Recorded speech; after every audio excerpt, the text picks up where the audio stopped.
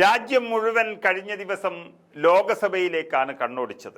വഖഫ് bill ലോകസഭയിൽ ചർച്ചയ്ക്കെടുത്തത് രാവും പകലും നീണ്ടുനിന്നൊരു ചർച്ചയിലൂടെയും മറുപടിയിലൂടെയുമാണ്. ഒടുവിൽ ലോകസഭയിൽ ബില്ല് NDA പാസാക്കിയെടുക്കുമ്പോൾ തങ്ങൾക്ക് കഴിയും പോലുള്ള പ്രതിഷേധമുയർത്താൻ കോൺഗ്രസിനും ഇന്ത്യ സഖ്യത്തിനും സാധിച്ചു.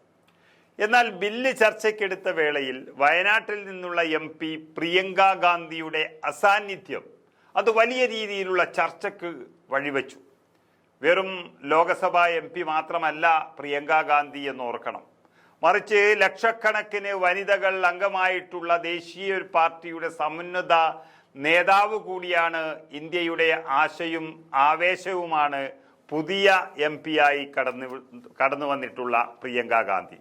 ആ പ്രിയങ്ക ഗാന്ധി ചരിത്ര പ്രാധാന്യമുള്ള പ്രധാനപ്പെട്ട ഒരു ബില്ല് അവതരിപ്പിച്ചപ്പോൾ ലോകസഭയിൽ നിന്ന് വിട്ടുനിന്നു എന്ന് പറയുമ്പോൾ അതൊരിക്കലും അംഗീകരിക്കാൻ കഴിയുന്നതല്ല. പ്രിയങ്കയുടെ ആ നടപടി വലിയ രീതിയിൽ ചർച്ചയാകുന്നുണ്ട്. വഖഫ് ബില്ലിലെ ചർച്ചയ്ക്കിടെ ഒരു സമയത്തും പ്രിയങ്ക ഗാന്ധി ലോകസഭയിൽ എത്തിയിരുന്നില്ല. കഴിഞ്ഞ ഒരു വർഷത്തിനിടയിൽ പരിഗണിക്കപ്പെട്ട ഏറ്റവും പ്രധാനപ്പെട്ട ബില്ലുകളിലൊന്നാണ് വഖഫ് ബില്ല് എന്നുള്ളത്.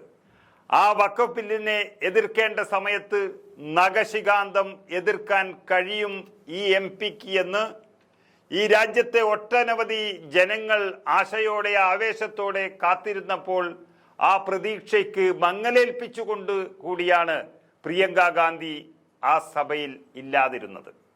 അങ്ങനെ ഒരു ബില്ല് ചർച്ചയ്ക്കെടുക്കുമ്പോൾ വയനാട് MP പങ്കെടുക്കേണ്ടിയിരുന്നില്ലേ എന്ന ചോദ്യം പല കോണുകളിൽ നിന്നും ഉയർന്നു വന്നു.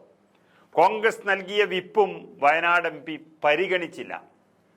അവരുടെ പാർട്ടിയോട് തന്നെ അവർ മുഖം തിരിച്ചു എന്ന് പറയുമ്പോൾ അത് പാർട്ടി പ്രവർത്തകരെ കൂടി വേദനിപ്പിച്ചൊരു കാര്യമായി മാറിയിരിക്കുന്നു.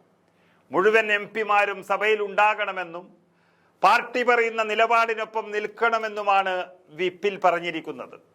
എന്നാൽ പ്രിയങ്ക ഗാന്ധി സഭയിൽ എത്തുകയോ ചർച്ചയിൽ പങ്കെടുക്കുകയോ ചെയ്തില്ല.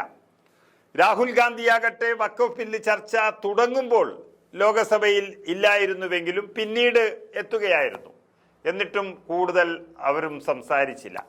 ബില്ല് അവതരണം തുടങ്ങി അല്പസമയത്തിനു ശേഷം സഭയിലെത്തിയ രാഹുൽ ഗാന്ധി ചർച്ചയിൽ പങ്കെടുക്കുകയും എതിർത്ത് വോട്ട് രേഖപ്പെടുത്തുകയും ഒക്കെ ചെയ്തിരുന്നു. ഇതോടെയാണ് പ്രിയങ്കയുടെ അസാന്നിധ്യം വാർത്തയായത്. പ്രിയങ്ക ഗാന്ധിക്കെതിരെ വിമർശനം പല കോണുകളിൽ നിന്നുയരുമ്പോൾ ഇക്കാര്യത്തിൽ ഒരു വിശദീകരണവുമായി കോൺഗ്രസ് പാർട്ടി തന്നെ രംഗത്ത് വന്നിരിക്കുകയാണ്. ലോകസഭയിലെ വഖഫ് ഭേദഗതി ബില്ലിന്മേലുള്ള ചർച്ചയിൽ പ്രിയങ്ക ഗാന്ധിയുടെ അസാന്നിധ്യം വലിയ ചർച്ചകൾക്ക് തിരികൊളുത്തിയ ഒരു വേളയിലാണ് വിമർശകരുടെ വായ് അടപ്പിക്കാൻ എന്ന രീതിയിൽ കോൺഗ്രസ് രംഗത്ത് വന്നത്.